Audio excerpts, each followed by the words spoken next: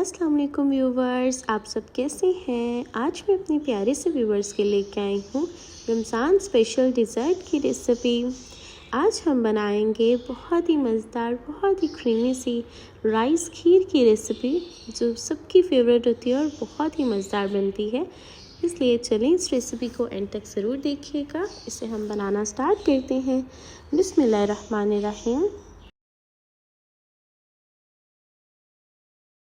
और देखिए, खीर बनाने के लिए यहाँ पे ले लिया है मैंने पैन और उसमें अब हम ऐड करेंगे मिल्क यहाँ पे मैंने 1 लीटर लिया है।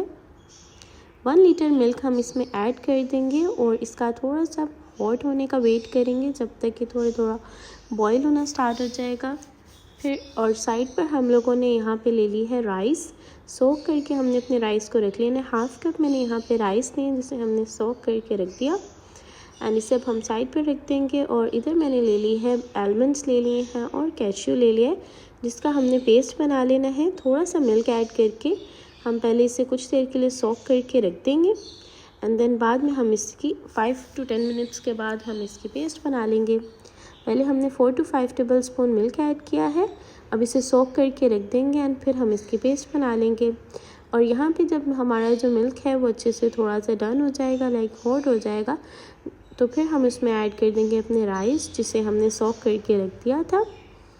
अब उसे हम कुक होने तक यहाँ पे मैंने ज़ाफ़रान ले लिया है, ज़ाफ़रान लिया है हाफ़ पिंच, 1-2 पिंच हम इसमें वो ऐड करेंगे और 3 to 4 table spoon milk add करके इसे हमने मिक्स थोड़ा सा करके साइड पे रख देना है।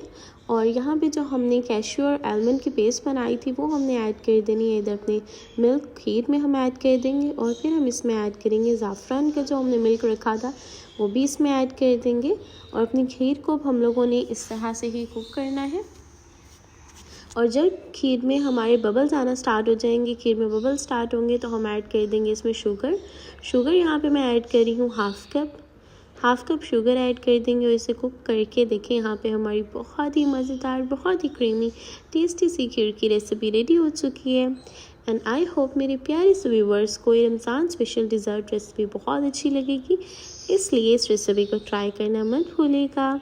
अपनी दुआओं में याद रखिएगा, अपना ख्याल रखिएगा। अल्लाह हाफिज़।